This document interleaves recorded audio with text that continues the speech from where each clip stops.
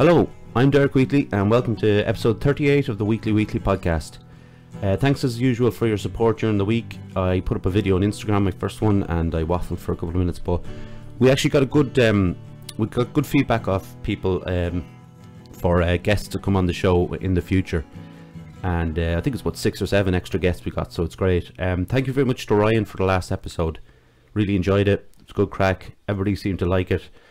That's what it's all about. Subscribe to the YouTube channel if you haven't done so already. I know I keep saying it, and I'll probably have to keep saying it, unfortunately. Maybe I'll get John to do an ad or something. Facebook Live is still down on Sunday nights. I'm not playing music at the moment, so definitely tune in. When I'm playing music, it's time to kind of leave it, I suppose. But anyway, I'm going to introduce my guest today. She is a psychotherapist at Mishnock Counselling and Psychotherapy Services, and her name is Anita Lynch. How are you, Anita? I'm good, thanks, Derek. Thank you very much for coming out. Thanks for inviting me. I just want to say this now. The news came out last night about people not being able to come to each other's homes.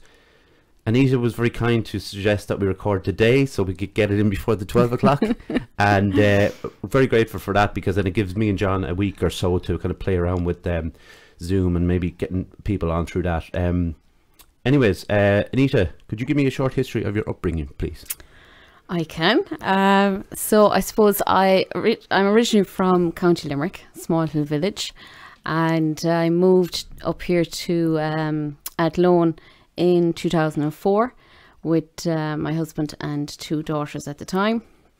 And I suppose from there then we would have, before our oldest daughter would have started primary school, we bought a house in Moat. And You drawing a blank?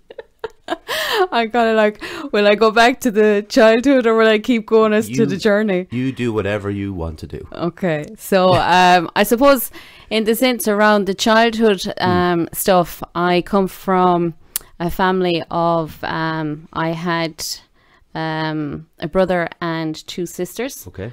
Unfortunately, I've lost 2 siblings now at this stage.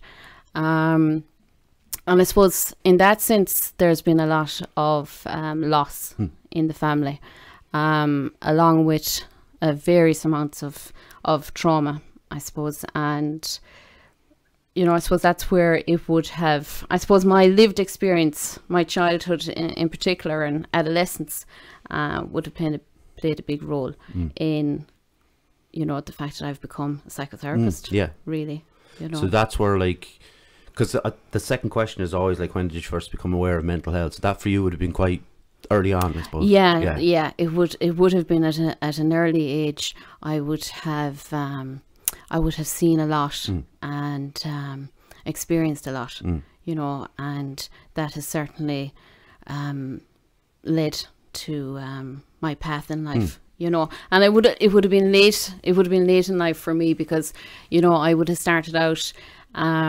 I left school at 16, so I'm an early school leaver, and here I am with a degree, so I'm chuffed with myself. And so the journey continues. But I suppose for me, you know, the reason I started on it would have been, you know, my first experience of therapy as a teenager. And when I look back, it was terrible. Okay. Absolutely terrible. Yeah. I remember like it was yesterday. And I just thought, like, if this is therapy, I'm having none of it. Yeah. You know, and I just there was no warmth to her, and I felt, you know, I couldn't reveal the stuff that I was experiencing, you know. So it was, I suppose, and it wasn't until later in life then that, you know, a lot of people would know that, you know, that there's a lot of complex trauma in my history. So I would have availed of, you know, the services in the Rape Crisis Centre here in Athlone about 11 years ago. Okay. And from that, and it was absolutely amazing service. And from there, I started on my journey to become a therapist. We were just talking beforehand, and I've mentioned it before on here, and it's the idea that for me, if I go to a therapist who has lived through stuff, and not just through the books and, you know, college and moved on to things, I will, like, kind of divulge, you know, more I would be more open to it. And I do think that the therapists who have experienced things like that, obviously it's, you know, ideally I'd rather they didn't, just to get to mine, but I do think I have more trust in them, I think.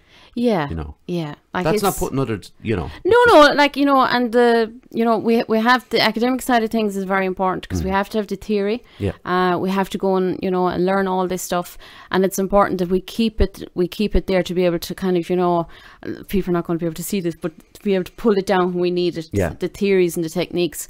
But I suppose really it's the lived experience, you know, of certain issues that definitely, you know, you'll get that from someone when you're in the room with someone, whether they get you, whether they understand you, they know where you're coming from, that kind of thing. Oh, I for sure. And so, right, so there's so many different types of therapy, and could you just give us a kind of, I know this is is a horrible question, but like a definition of psychotherapy?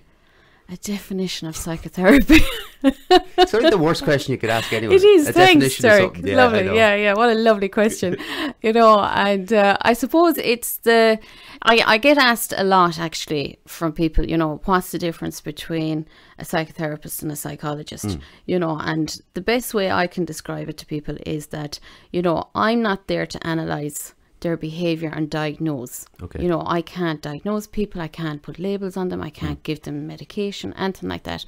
So I see my role in it is, you know, I suppose for me, you know, I'm person-centred, I'm an integrative therapist, so I incorporate different therapies into my practice.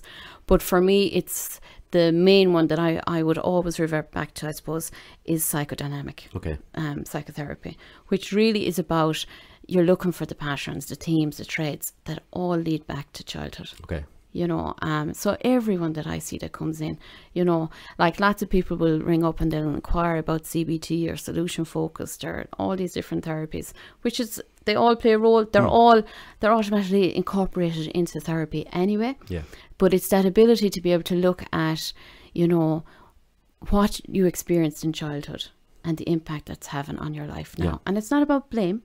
You know, so it's not about, like, if we look at what our parents and our grandparents experienced, you know, absolutely horrific. So I don't do the whole blame game. It's just really about looking at, you know, taking it back to see, you know, what has our parents and our grandparents experienced, and that trauma is passed on in certain elements, or that interferes in their ability to be the parents we wanted them to be, or we needed them to be, or whatever the case may be.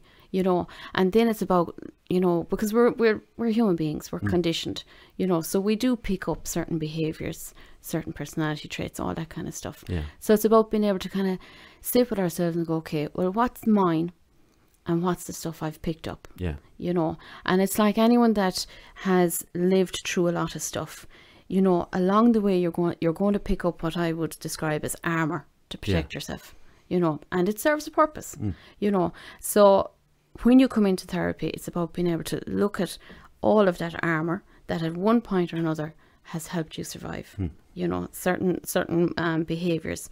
And then it's about being able to lay them down and look at them and, you know, really kind of examine, well, that served a purpose. It protected me for this. We looked at that. And then it's a case of, okay, do I still need that? Right. So we'll pick that back up again. Yeah. Or no, can I leave that there? But I know I have it. It's in my bag. Okay. If You're I not ever need discarding it. it. No, it's always, we're not discarding anything. So I would look at when I work with people, it's around, you know, really looking at the reality. You know, it's about, you know, a lot of people are struggling with anxiety, depression, the use of any of the crutches at the moment, so like alcohol, drugs, sex, gambling, food, you know, have all increased tenfold because of COVID, because there's so much uncertainty. But it's about being able to kind of, you know, without beating ourselves up, looking at, well, what purpose do they serve? You know, and is it a case of that we have an addiction? Or is it that we're just using something at the moment more than we normally would? And so I suppose with the whole thing with addiction, it's about coming in where addiction, I suppose for me, I worked in Australia full-time in an addiction centre, and I have yet to meet someone that, you know, has been classed as, you know, as having an active addiction that hasn't got trauma behind it. you know. So it's about looking at what has someone experienced. Yeah. You know. So that's the psychodynamic. Yeah. So again, it, yeah. it's always tracing it back to childhood. Yeah. Right. So I actually did some research for a change. I know people are saying that out there. For a change, he's done. No, but because I wanted to look up psychotherapy to get kind of. We had Olivia, you know Olivia, we had Olivia on, and I didn't really get a chance to talk to her about psychotherapy because we were chatting about the holistic approach and things like that. Approach. So, I was reading. So, there's over 1,000 different psychotherapy techniques, right? Some being minor variations, others based on very different conceptions of psychology. So, your approach then is psychodynamic, yeah? Yes. Yeah. No, but, I incorporate. I was just gonna others. Yeah. So, how many like in your locker? We'll say so. If it's like psychodynamic is the main one, and obviously that's your approach. So, how many do you have in your locker? Would you say? Is there? Yeah. So, like in my training, it was an integrative Bachelor of Counselling degree. Okay. So, like it was rooted in person centered. Right. Okay. So it's all about the person in front of you, not our agenda or someone else's agenda, which can happen, people, surprisingly. So it's about looking at, you know, what is troubling this person. So like I would work with people around, you know, you might work with solution focused therapy. You know, you might bring a lot of motivational interviewing into it. You might do inner child work. You might bring cognitive behavior therapy.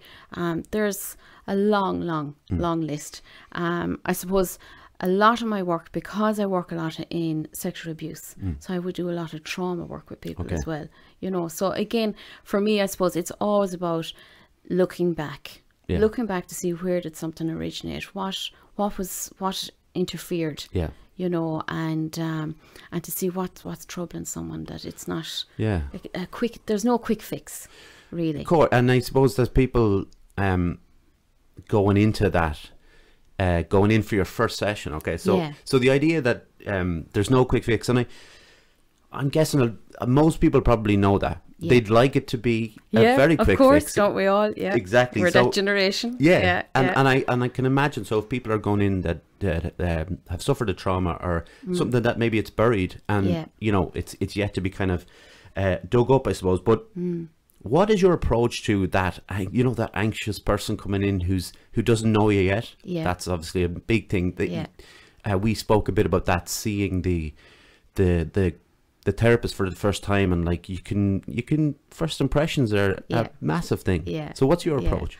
I suppose being myself. You know, so it's just that natural warmth of I get it. I know how hard it is to find a therapist, to find the right fit, to be able to sit in front of someone, because you're sussing them out. So you're sitting there, and I know that because I've been through it many times myself. So I get it, and I suppose I have huge respect for anyone that has the courage to go, I'm going to go to this one. I'm going to chance it. I'll try her or him or whatever the case may be. So it's that piece of, I know that that's difficult. I know it's scary. You know, and it's a huge ask to come in front of a stranger and start revealing the things that are troubling you, you know. So I suppose for me, it's about making someone feel comfortable, you know. So in the first session with me, you know, once someone comes in, I always do the tea and coffee. I don't know, I've done it in Australia as well. It must be the Irish thing of the cup of tea and to settle down, you know. And then it's a case of, you know, before anything starts, I have to go through what people's rights are. Because I think as we've an Irish culture here of we couldn't say that, or we don't want to upset someone, or you know what the neighbours think. We've all that going on, so people don't realise that they have rights. You know, that we're providing service and we're charging for it. You know, so I would go through with people what the rights are, what the limits of confidentiality are, all that kind of stuff, and then I would do an intake with them around their personal information and certain information I have to take, that kind of thing. And in that is that story when, you know, a simple thing of just getting who is your emergency contact, you know, getting the background of the family. You gain a lot of information in that, and that helps people settle, you know. And I suppose my natural stance would be humour as well. Yeah, so do you know? So like we'd be having a laugh along the way, and if anyone needs to curse, they curse. Like there's no airs and graces about it. You know, like we are who we are. Like I don't claim to be perfect. You know, I'm a work in progress. My clients know. You know, I would reveal as time goes on certain things about myself. You know, I'm a huge advocate for doing my own therapy, having my supervision. You know, it's one of the areas I'm passionate about anyway. So like I would see that as a big thing, that to make sure, I think we have responsibility as therapists, you know, that we do work on ourselves, so we don't bring that into the room on our clients. Do you think you learned from maybe the mistakes of some of the therapists you went to, in the sense of absolutely. In the sense of everything, I suppose. Really. Well, I suppose like if we take my first experience, that way of how not to do therapy. As a teenager coming in the door, like I work with teenagers, you know, so like I'm very mindful of the fact that they're coming in, and because of, you know, I'm 41, you know, so I'm mindful, and I have teenagers myself, so I'm mindful that I don't come across as the mammy. You know, or that, especially the judgment. So if they want to sit with the legs up, the shoes off, you know, they want a course, you know, they want tea, coffee, hot chocolate, whatever it is. And I'm very honest with them, very upfront. A lot of teenagers worry that, you know, will I have to disclose what's been said to the parents? You know, so I would explain that only in the case that if you're at risk. So if they've disclosed, you know, they have a plan to kill themselves or somebody else, or that there was, you know, excessive drug use, or they're at risk, their lives are at risk. Like I'm mandatory reporter for Children at Risk Act, as we all are in that instance. So I'd explain all that, you know. It's the same with the parents, that it's very important you create a trusting relationship, and not just with the adolescents. You do the same with the adults, same with couples. You know, so you have to create that safe place, and show people that you get them, you understand them. I think it's not just anxiety, but I think in my the example I would use of a therapist who I've had, who was just amazing, and that approach just suited me, of course. Like it's like that may not approach that approach may not suit someone else, but then I had a different therapist who had a slightly different approach, and I like kind of pushed back against it. And I closed up, and I can imagine, and that was when I was about 30.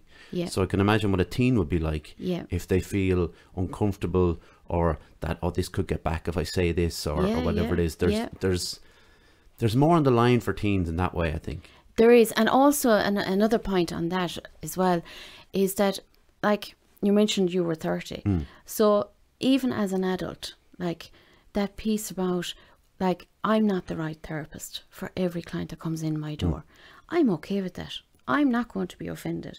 So like first session, I will say to clients, you know, this is about me, you know, trying to get the essence of you, and you get the essence of me, and how I work, and you know, just to see, are we a good fit? So I would say to people, I totally get that, you know, they could be sitting there. You know, I don't see people that are in the best of their health. They're already in distress. That's why they're coming in. You know, they want assistance with something that's bothering them, or that's becoming a problem. So like, they're sitting there, and if I'm not the right fit for them, if I don't advocate for that, who will?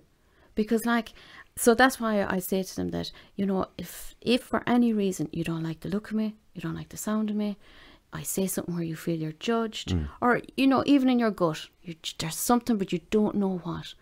It is perfectly okay. You know, now in the moment, I don't know any client would turn around and say that would be okay to go, actually, I don't want to come back to you. You know, now it's never happened to me, but like that whole piece of, I'd say to people, it's okay to go away, you know, and make a provisional appointment and go away and think about it, or go and have a chat with your parents, or whatever the case may be. And you can text me. You can just text and say, look, for whatever reason, I don't think I'll come back. I'd much prefer to be able to refer someone on to somebody else that I think, because I've plenty of colleagues that I can refer to, that it might be a better fit. You know, and I think that's the piece that people might be afraid of. I'm not offended. Yeah. I'm educated enough to know that I can't be the right therapist for everybody. Yeah, you're not like on some ego trip and you're... God, no. Yeah, no, yeah. no, because we can't. We No, can't be, you can't know. afford to for the client's sake. And we all have our own areas of expertise that we're really good at, and with a way of working with people that's not suitable for everyone. Yeah, of course. And I was reading this piece. I have another piece that I wrote out word for word, but I was never going to remember it. Okay, so this is a psychiatrist called Jerome Frank. I'm sure we all know Jerome, but but seriously, he was a professor of psychiatry at John Hopkins, right? So obviously he was of some renown. Okay. He defined psychotherapy as a healing relationship using socially authorized methods in a series of contexts, primarily involving words, acts, and rituals, regarded as forms of persuasion and rhetoric. Okay, so the word that I picked out, I was taught was maybe the most important word there was kind of persuasion. Yeah.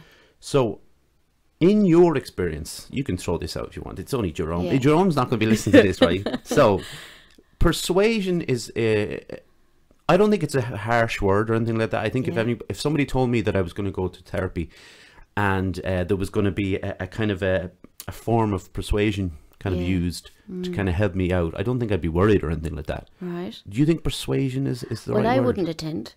And Really? That's being honest. Okay. Yeah, I Why wouldn't. Well, because my rights. Okay. Why would I want to be persuaded by someone else that thinks they know more about me than I know about myself? I understand that, right? But what Jerome is, you have to keep checking his name. He actually uses the art of persuasion in brackets in the quote. So would you would, that would not be your approach. You wouldn't. No, because Okay. like obviously I can throw out stuff to my clients. I can suggest things. I can recommend things. Okay. But obviously I would hold the belief that they're the expert of their own lives and they'll choose what's right for them. Okay. Because therapy really, you know, is until someone is ready. Yeah. Right time, right place, right person, right technique. You know. So persuasion is probably sounds a little bit, what would you call it? Kind of manipulation almost. A bit of, okay. Yeah. You know, and I would hear that a lot from people, you know, when they were talking about different experiences with therapists, that, oh, I was told to do this or told that, or therapists give out to me, or all this kind of thing. And I'm like appalled, going, that is not what therapy is about. You know, I would see it as I'm sitting next to someone, you know, and well, usually I'm sitting across from them, we have our little heater and our cup of tea, but I'm journeying alongside them. Like I would see it as I'm pulling back the briars. Yeah. I'm not revealing anything that they don't already know deep down inside that may have just got covered over. So the persuasion is kind of, to you, would kind of come across as what they think you should be thinking rather than what you're unearthing from them. Yeah. So that it's just an interesting kind of thing. I picked out the word persuasion because it, like I said, it doesn't sound like it's not a harsh word or whatever. But you know what I mean by that. Yeah. Harsh sounding word, I guess. But so you would not agree with that? No, kind because of... like, I mean, the way I look at it is, you know, we'll sit back and we'll explore what's going on for someone. Yeah. What's troubling them, you know, we'll look at the thoughts, the beliefs behind it, the behaviours that are coming out of it, you know, and I will bring in the things that I've learnt, you know, they're evidence-based techniques, you know, but it's really about tailoring those techniques to each person, because each person is individual, you know, they're unique. So like I might have a bag of techniques here that I say to you, okay, these are brilliant, these work, they're evidence-based, you know, but like it's about what will work for you may not work for the next person. So it's about really tailoring it, you know, and it's about you discovering what's right for you. You know what I mean? I'm going to be giving you stuff. But it's about, because you can come back and say to me, and I've said this to clients, that don't be afraid. It's not like school. You know, if I give you, so if we're doing a piece on CBT and you go away with a worksheet, you know, I say to people, like, I'm not the teacher.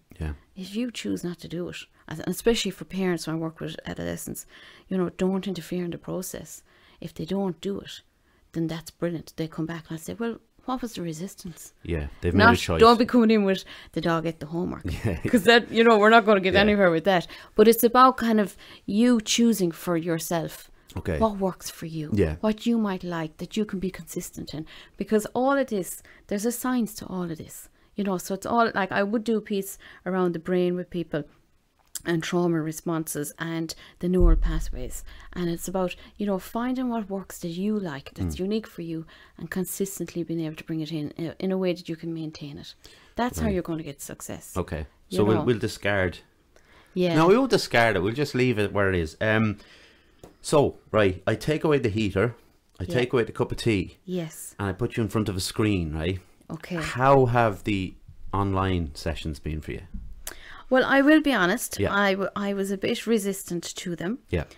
Because I'm very much, no more than I'm a classroom learner, I'm very much a face-to-face therapist. I love sitting in the presence of someone, having the cup of tea, being able to pick up on all the non-verbal cues, all that kind of stuff.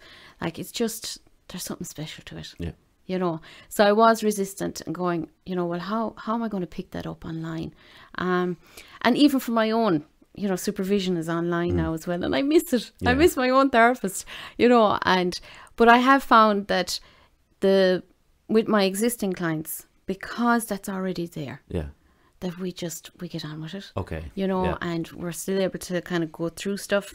You know, it isn't my first choice, but obviously this is the way we are now. It has worked absolutely amazing for, you know, any of the conferences I've been on, any of the Zoom calls like that. You know, so we can still be effective. Research has shown it's just as effective. So once I'm in it, it's great. Yeah. But there was that initial, I don't think I'd like that. Without naming names and just talking about your colleagues, is there anyone who actually prefers the Zoom, or is it Zoom or online classes? Is there anyone? Is there anyone that prefers it? Oh, I'm sure there is. Yeah. Nobody that you've talked to, though? No, like, I mean, all the colleagues, like all my colleagues that I will be in contact with, every one of us are doing it. Yeah. We're all doing online sessions. But the majority, actually, at the moment that I'm aware of, there's very few still doing face-to-face. Right. You know? Right. But as far as I'm concerned, you know, I run an essential service. Of course. You know, going by the government guidelines. So, I mean, I've just done as much as I possibly can to make sure that I think now more than ever, people are feeling the disconnect. Yeah. You know, and that is what I'm getting from my clients, going, you know, when I get inquiries, are you still open? Are you still doing face-to-face? Or does it have to be? Yeah. And I'm like, absolutely not. Yeah. There is, you know, for certain clients, they need that. Yeah. I would be 100% prefer face-to-face on anything like that. I'm going to get back into a bit of that in a minute. We'll just get an ad going. Yeah. 2 seconds. Fusion Training Centre, Monksland Athlone. A place to train in Brazilian Jiu-Jitsu, kickboxing, martial arts and CrossFit. A great atmosphere with experienced coaches and a real sense of community. If you want to join the team, find us on Facebook at Fusion Training Centre or drop in for a chat. Fusion Training Centre, train like a warrior. So, let's get back into it. Anita, have you ever been in the position where you've had to, you know, a client needs to be referred to someone? Because, I'm asking this because there's probably people listening to this who haven't been to someone. They don't know who to go to. Yeah. You know, because there are certain services that would differ, and they might be confused about it. So, do you think that's a kind of a common thing where you've already said you've sent certain people to other? Yeah, it's not common enough, I would say. Oh, right, okay, Derek. Yeah, that I don't, and I'm not sure. Is that from people not sure of how to handle that situation? You know, whether that is the client unsure of something's wrong, but not quite sure what is wrong. Like, is it the therapist, or is, because a lot of people, like I'd see a lot of clients that believe they are the problem. Yeah. They feel they're a problem, especially clients that have been sexually abused, because that early experience of there's something, you know, I'm to blame. Yeah. You know, I must have done something to make this happen, or, you know, all that kind of thing. So there's a lot of that for clients. And then for therapists, I suppose, especially new therapists starting out, that wouldn't have the experience, in the sense that they may not feel confident enough to how to tell a client that they're not the best therapist for them. Yeah. You know, because you have to be careful in case a client might see that as rejection. Of course, or there's something so wrong with me, even the therapist can't fix me. Do you know? That'd be devastating, really, wouldn't it? Yes, you have to be very careful. Like the way I come at that, it's more around, you know, I'd like to send you to a specialist.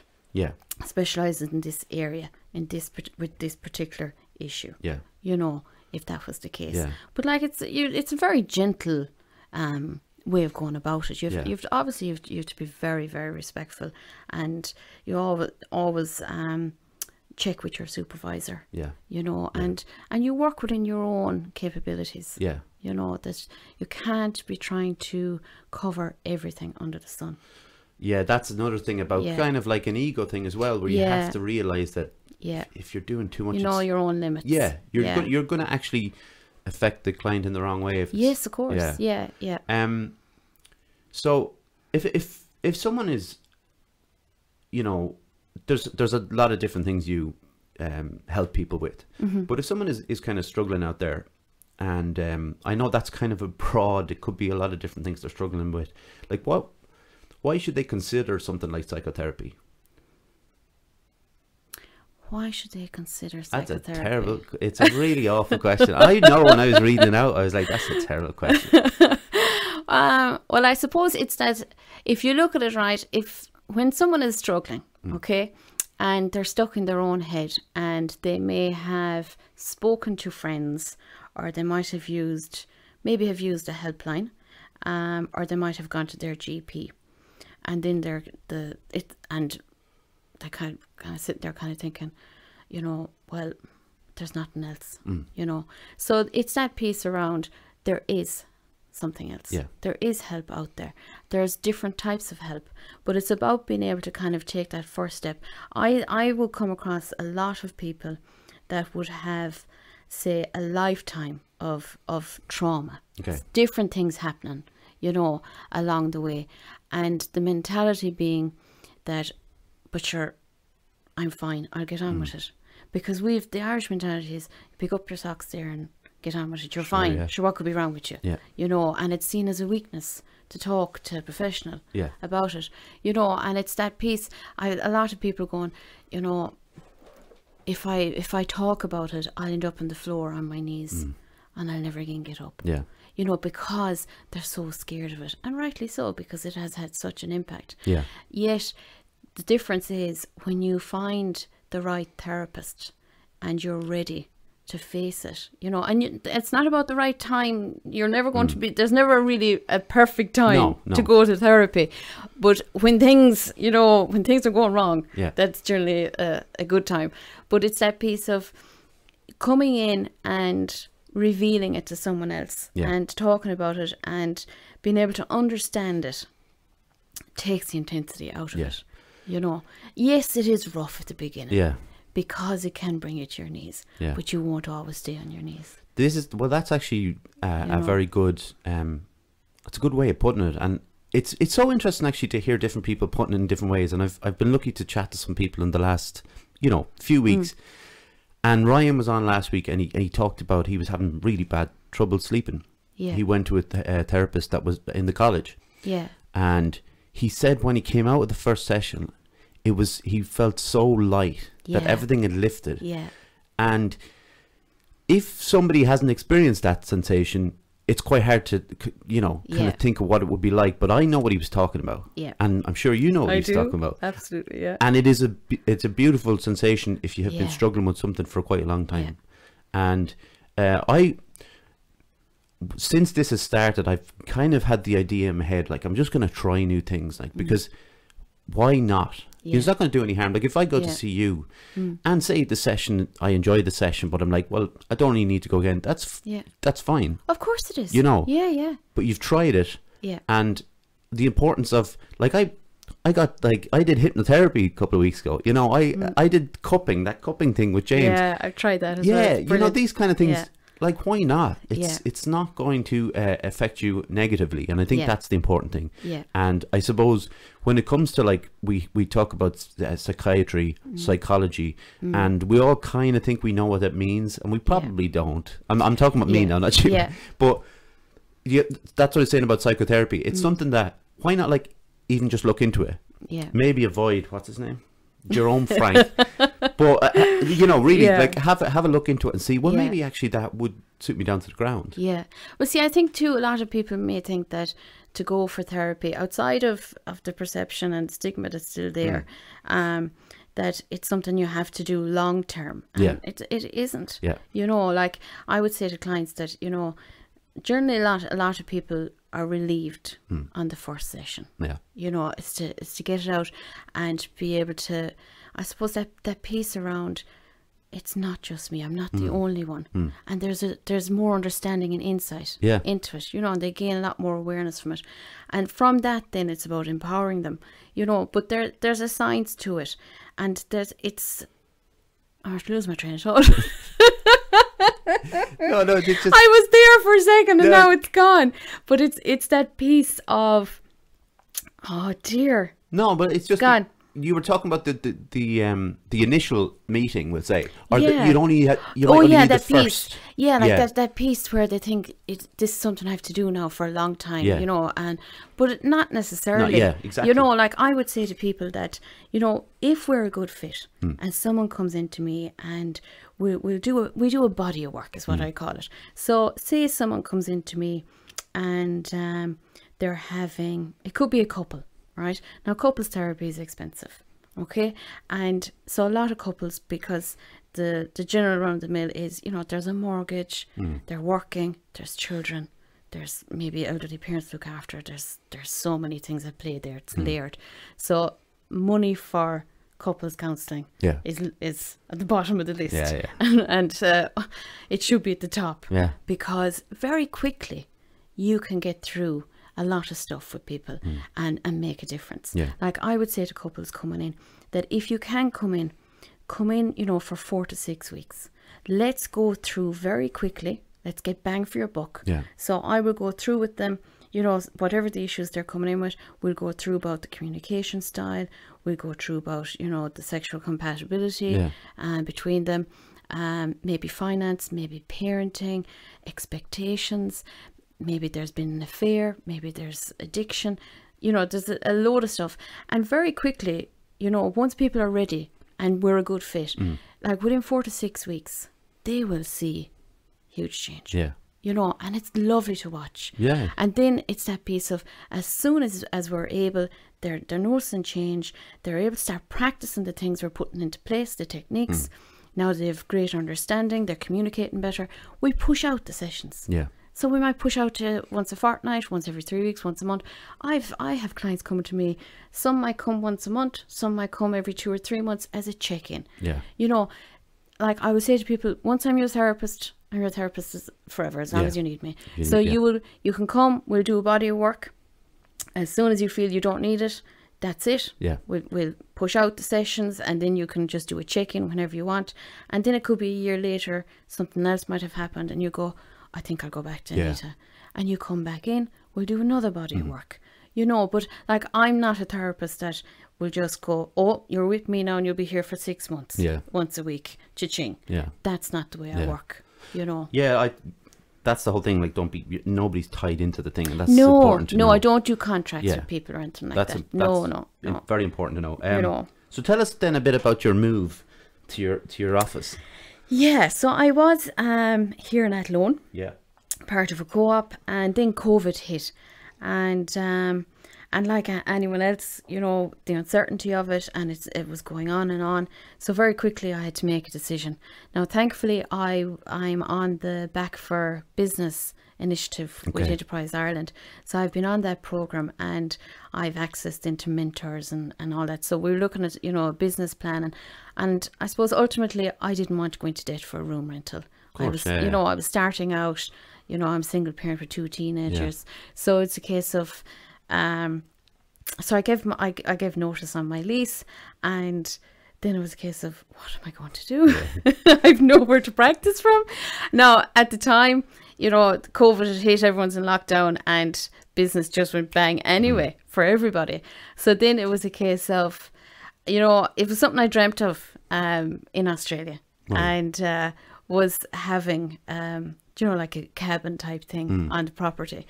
So during COVID, one of my best friend's husband and myself and the children built my office. timber frame. Yeah, and it looks lovely. It looks very cozy. It's very cozy. I'm absolutely thrilled with it. So there's been plenty of people involved at this stage along the way, helping me out. My parents especially have been like, they're just my champions behind me. Really, yeah. Do you know? They can't do enough for me. So like, it's that piece around, even when we were building it, you know, the writing into the foundation. Healing begins here. My sweat went into that ground. Do you know? I've discovered I'm a little bit of a gardener. You know, as we're wheelbarrowing stone around the place. But like, I'm absolutely loving it. Yeah, it has been the best move. Do you know, it's lovely to get a positive COVID story, isn't it? Like, yeah, it is. Yeah, because everybody's talking about, I put on weight and I did this, and look, I done that too. Oh yeah, okay, fair enough. I did that too. You know, with like all that went out the window. I was doing the same as everybody else. But it must be like hugely gratifying, not only to get your own place, but to build it. Yeah, you know. And it was daunting, and it was a case of, you know, I don't know, at the time what came to me was, do you know that movie? Now you'd know, been in a movie buff. I don't know, who was it? Castaway. Build it and they will come. Oh, Field of Dreams. That's it. Yeah, Kevin Costner. Kevin Costner. That's what came to me at the time, and I knew I was going around sounding a bit nuts, like, and I was like, build it and they will come. I just had this belief. Oh, you would have been sounding nuts going around. Oh yeah, and they'd be like, you know. So, and then of course, even for my daughters were like, Mom, like it was going from early morning till late at night, non-stop, you know, and. You know, like poor Dave was tormented for me. And Dave, can we do this and can we do that? And I'm going around with the drill, you know, or I'm going around with a shovel. Did you do the interiors and everything? Everything. Oh, you did everything? Everything, oh, wow. yeah. We done the whole lot, That is impressive. Yeah. That's great. Yeah, I love that. so and still going, yeah. Still going. Yeah. Well, it's always... I took up my patio twice. I lost use of my hands at one stage, yeah. Wow, you proper Bear Grylls. Oh yeah, like I'm there's no damsel in distress here, like. That's great. I love that. Yeah, can you tell us, self-help books, it's something I've talked about a bit. I've used a couple of them, but it's such a huge industry, and I suppose there's people who can be a little bit snobby about them, I suppose. I can be a bit snobby about them if I see them. And I went into Easton's with my mate Josh, and we were like, look at that one, look at that one, you know, and it's just kind of stupid stuff. But anyway, do you find them helpful? Oh, or have you? I do, yeah.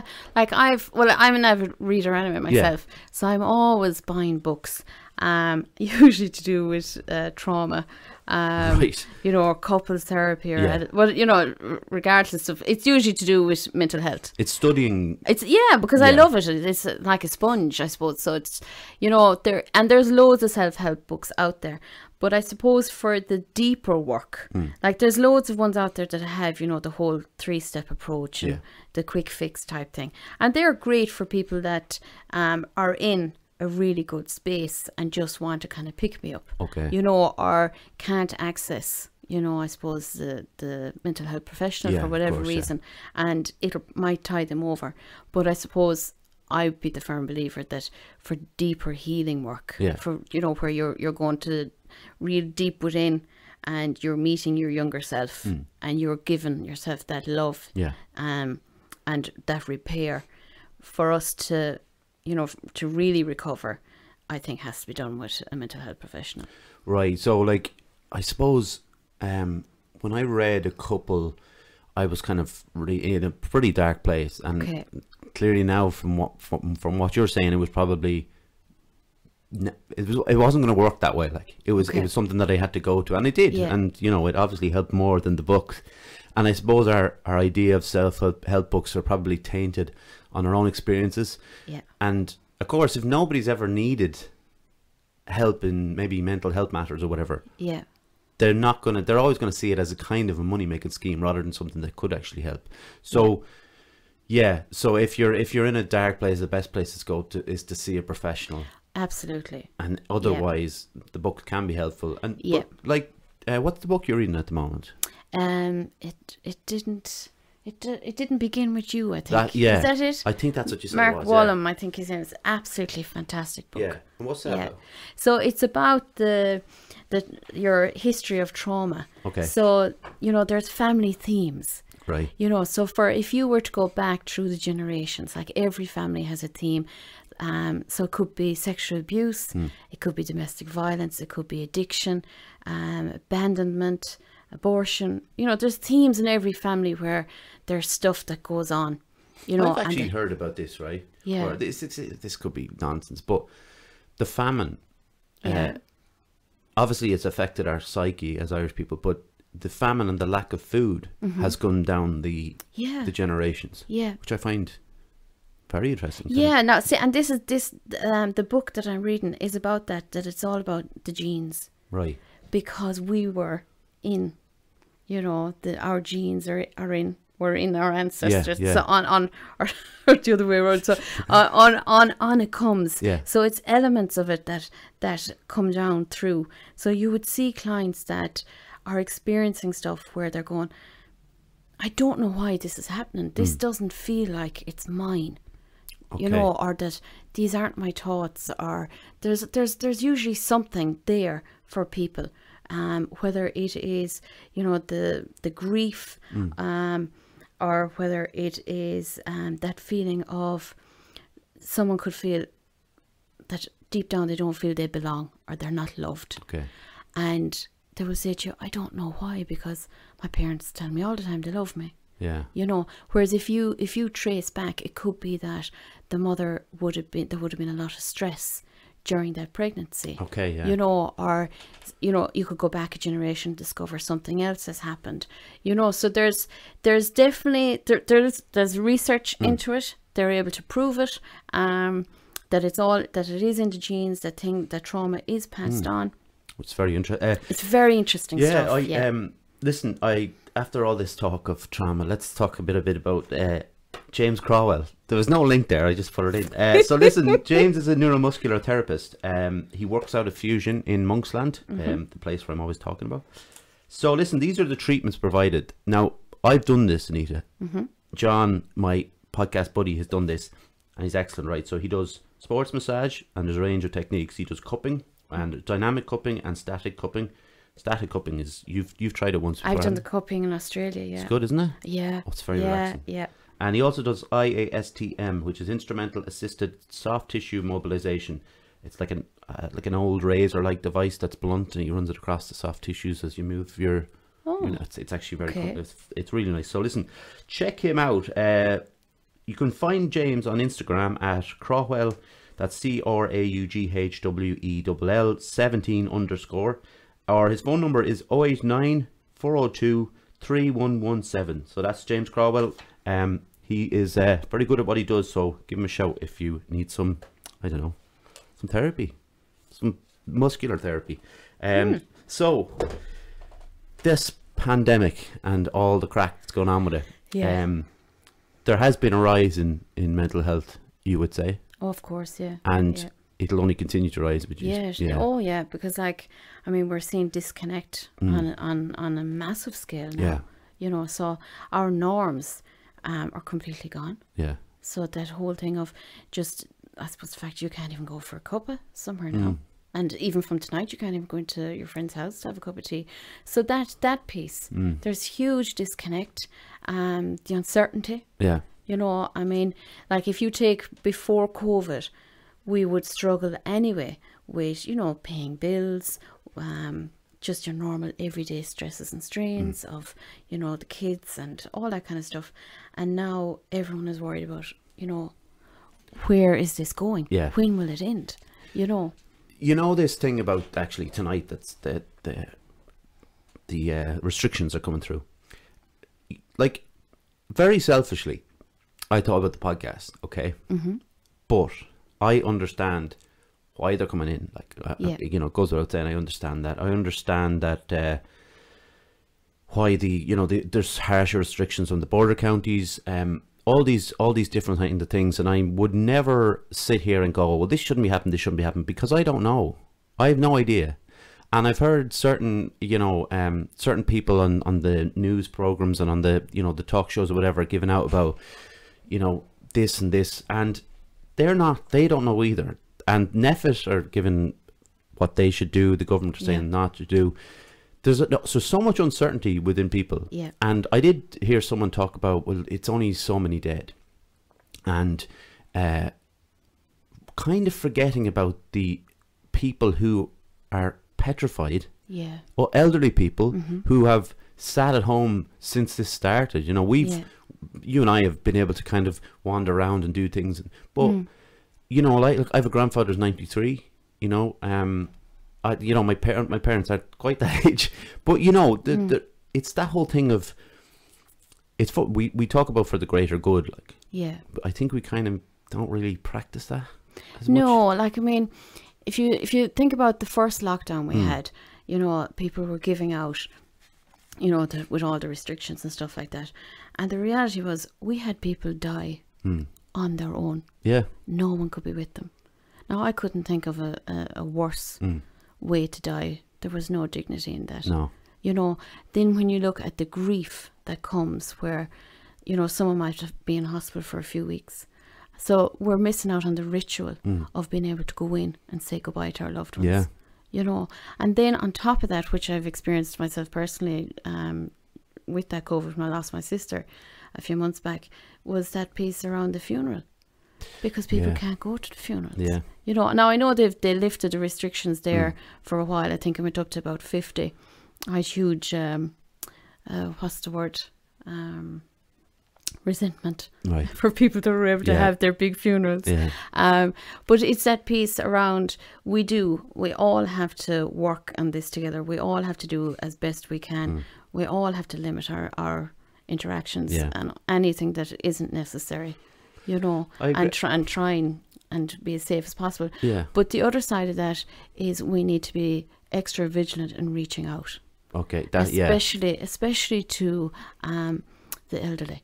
You know, like, and I saw that when I was working in Australia. When I was doing my degree, I worked part-time as a veteran support worker. Right. And absolutely adored it because I was there working with people. It was about an enabling program, so it was about keeping them in their homes. And that piece around that, you know, of course, just my character anyway, I would go in and I'd always make sure there was time after the job to sit down, have a cup of tea and hold their hand, because at that age, it's a lot like teenagers. They're forgotten about. Yeah. Touch is forgotten about. So that piece of, no one might have held their hand or given them a hug or spoken to them. Yeah. All day long. Just like teenagers. You know, because when you become a teenager, you know, you're trying to break away, you know, from your parents and discover who are you and where you belong. So parents automatically presume then that, sure, they're gone, they don't need us anymore. Now more than ever, we need to be pulling teenagers in for a hug, you know, because we need the contact. You know, the people in our homes need contact. We need to be held, you know. So, like, I would do a lot of work with people that, especially people that are living on their own, that where you get a cushion and you visualize yourself, you know. So it might, like, especially when it's the inner child work and stuff like that, so you'll be going back to console yourself, you know, to wherever the trauma happened. But it's about you don't have to do it in relation to trauma. I wouldn't recommend doing that without a therapist. But even that piece of when you're feeling lonely and disconnected, you know, where you light the candle and the flicker of the candle represents how hard it is to be you, right? Just to be right now. And you can get a blanket and wrap it around yourself, and really hold yourself really tight in that blanket and take 3 deep breaths, the biggest you can possibly take, and slowly release, you know, and just acknowledge how hard it is to be you right now, you know. Or you could get the cushion and hug the cushion, and, you know, and you're giving yourself a hug. Do you know what I read yesterday? This is so strange, actually. You mentioned a blanket. They sell these things, weighted blankets now. Have you seen that? Yes, I have, yeah. And the idea is that even for sleeping, like, without a duvet. Yeah. And the weighted blanket, is it like it feels like, I don't know, what is the... So it's that wrapping yourself up. So for a lot of people with anxiety and stuff like that, it's having the weighted blanket on you so you can feel something. Right. You know, and you can, as your chest, you're doing your breathing, and it's that heaviness, that connection. Right. You know, so again, it's all back to connection. I'm going to buy one of them. You know, that we need to be able to feel, you know, something, because for a lot of us, a lot of people are just kind of it's they're feeling disconnected, they're feeling alone. Yeah. And a lot of people are kind of caught in their own minds then. Right. Nobody wants me, nobody loves me, nobody includes me in them. You know, because if you're suffering with anxiety, you're not going to be the one to go, hey, do you fancy doing X, Y, and Z? Yeah. And now because of COVID, we can't do anything. That's true, yeah. Do you know, so unless you're tech savvy, you're not having Zoom calls with your friends with a glass of wine. Do you know, another thing I didn't really mention there, and I want to mention it, the numbers are so low because elderly people have been sitting at home for months and months and months, because the people who are passing away were elderly people at the start of this. So we have to remember when the argument comes out that, you know, the kind of a little bit callousness comes out where it's, you know, well, the numbers are, no, they're, you know, they're not that low, we shouldn't be doing this lockdown. There's a bit more to it than that. Listen, let's get a little bit lighter before we finish up. What do you like to do in your spare time? Outside of reading. Outside of reading, I like books about, yes, you know, about mental health. So I suppose, well, lately because of COVID, I seem to find myself in my garden a lot, and I find that very grounding. Before that, I suppose I would be known for packing the car and heading off. Oh, okay. So I would be known for just doing, you know, if it was only 1 or 2 nights, usually just one night really, and I would just go wherever. It's really, I suppose, since I've come home, I'm home 3 years, and I've done my little weekends around Ireland, and it's even hostels. It doesn't have to be anything expensive. Sometimes it has been hotels, but for me it's about getting out in nature. So I will be going, and I love doing the coast of Ireland. Just love going to the coast. I love going up to the top of a mountain, you know, so it's really about, for me, it's about connecting with nature. So and you get you throw the kids in the car and I've teenagers. So my oldest girl, I would, you know, there's no hope. She's 19. So there's no hope of getting her, and she was working. So my 16-year-old on occasion has come with me, all right, up to the top of, we've done Croagh Patrick, right, and we've done that in memory of my friend. She lost her nephew there a few years ago, tragically, and so we done that once. It was horrific. Oh my God, yeah. And then we went up the one in Connemara. I've been up that a few times, right, and it's called a hill or something, and it ain't no hill. I blew off it nearly twice. But it's that, I suppose that, and I would spend, because after being away, I would have a new appreciation for my home country. So that would be in the piece around going around for the weekends and doing the sightseeing. I love the Cliffs and Moher. And I would go home quite a lot. Right. I would go down to my parents because I love that piece that I'm now home and I can go home. Yeah. So when something happens, I can go down. Yeah. Whereas before I was the other side of the world. Yeah. Do you know, and there is nothing worse when something happens, your loved one, and you can't go and visit. Yeah. And I think that's another piece as well of COVID, that people are so restricted. Do you know? Yeah. It's tough, isn't it? Yeah. It is tough. Yeah. I recognise that it's tough. I wasn't giving out earlier on about people or anything. I do recognise all the, like, even for my mental health was, do you know, like, I talk about this, about mental health a lot and what I've done to help myself and what people have done to help me and things like that. But I probably haven't said this yet in the podcast, but the podcast is one of the best things I've done. Yeah. Because there's so many things I get from it, but like during lockdown, obviously couldn't have people over. But because I had to like do the episodes on myself, or like by myself, I had to like do loads of research and stuff on it. So I find that fun. But now there's a certain amount of, you get to meet new people, which is always good. You get to learn stuff. Like you can't go wrong with that, because I read a lot, but you don't take it in as much as when someone's actually speaking to you. You know, even if because I always listen back to the episode once, but even if I you know, chat to you about psychotherapy now, I take some stuff in and I'll retain it, where maybe if I was reading a book about it, it mightn't have been as a thing, but it's the experience of it, isn't it? Yeah, you know, and it's like, I love the fact that, you know, that you know, it's weird, it's still very strange, like, that people are coming over to visit me, like, to do a podcast. It's like, what? I feel so pretentious sometimes, like, but I don't care, it's good. No, it's fantastic, absolutely it's brilliant. It's good crack, like, you know. So Anita, what are your plans for the future? Think big now. plans for the future. So I suppose we'll just make the best of my new office. Yeah. And, you know, to really, I suppose it's, you know, get the business side of things, you know, promoted more kind of, and, you know, get my reach out to see more clients. And I suppose my ultimate dream is, you know, becoming the supervisor, but at a level where I can have a lot more influence, where before they come out to meet the therapists, you know, being part of the training of therapists would be my ultimate goal. So that's what I'm working on. Good. Yeah. And what do you have to do? What do you have to do then? So it is complete the masters, do a PhD. So yeah, and you know, and it's funny that I'm sitting here saying that to you, and I'm going, oh my God, people are going to be listening to this now, thinking, who's your one? You know, but I suppose for me, it's that piece. You know, I left school at 16. You know, I ran away from home. You know, and it's a case of here I am. You know, having now got my degree, I'm now qualified. You know, got accepted onto the masters, and it's, you know, it's only beginning.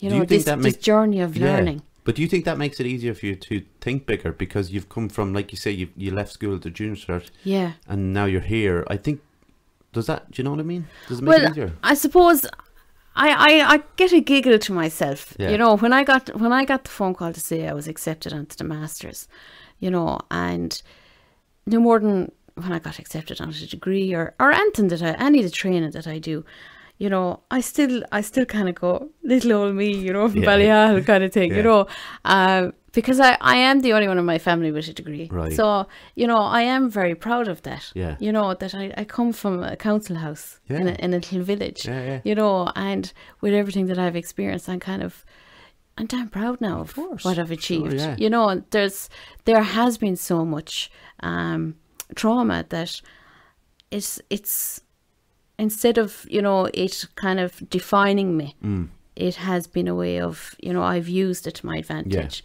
Now I think, you know, when I look back at my resilience, and, you know, coming home 3 years ago with my 2 daughters and starting all over again, and you know, I was in Pieta for 2 years. Then when I went to Dance and Soul, now it's my own purpose built, and on it goes. I suppose it's that piece too, that, and I suppose that's the difference I see with people, is I've always had a faith in myself, in my ability, that I'll find a way, I'll push through. And I think that resilience comes from that piece, that despite all the trauma I've experienced, I've always felt loved. And that's the piece when I do psychodynamic work with people, where you know, that whole piece of, because that's where if you're lacking you can experience trauma, but it's the lack of nurture. And it's not about blaming parents, but it's about being able to see, you know, where things have impacted you. I'm not sure if I'm explaining that now. No, I understand really well. But like, so I suppose that makes the difference for me, that because I get asked that a lot of, you know, where does your resilience come out of, or, you know, how do you keep aiming and pushing through and pushing through? And it's I suppose from an early age that I discovered, you know, despite all the different things that happened, that I can get through stuff. I've discovered that inner strength, you know. And so I tap into that now. That, you know, despite the fact that, you know, when you contacted me about this, you know, we had the laugh that I'm here breathing, going, oh my God, I can't do an interview. But look at you doing it, and very well, may I add. But I think you'd be a great supervisor, and we wish you the best of luck with your masters. Thanks a million. Where can people find you? So I'm based in Moat. So I have my website, I have Instagram, I have Facebook, I have Twitter, I have a YouTube channel. Oh yeah. That I just I'll subscribe. Thank you very much. You have to subscribe to mine. I have already. Oh, have you? Well, so you'll be my first, because I only set it up during the week. Oh, I'll subscribe. No problem. So I'm all over social media. So it's Mishnock. So Mishnock Counselling Psychotherapy Services. Okay. We will put that up on Wednesday afternoon. Your information and stuff like that. We want to thank you again for stepping up before not the lockdown, before the restrictions come in, because it was Much better for me to interview you face to face. I much prefer that. Yeah, much better for me too, to be honest. It worked out for both of us. Yeah. Thank you very much, Anita, for coming over. Thanks, Moon, for having me. You're welcome. And listen, thanks to John, his family, and to Megan, as always, to Ger, my mum, my dad, my granddad. Subscribe to our YouTube channel. We're on Facebook, Instagram, Twitter, all variations on the Weekly. And our podcast platforms are Spotify, Apple, Anchor, Google Podcasts, etc., etc. Thanks to everyone for listening and for the support. And Anita, have a lovely day. You too. Thank you very much. And we'll be talking to you next week. Take care.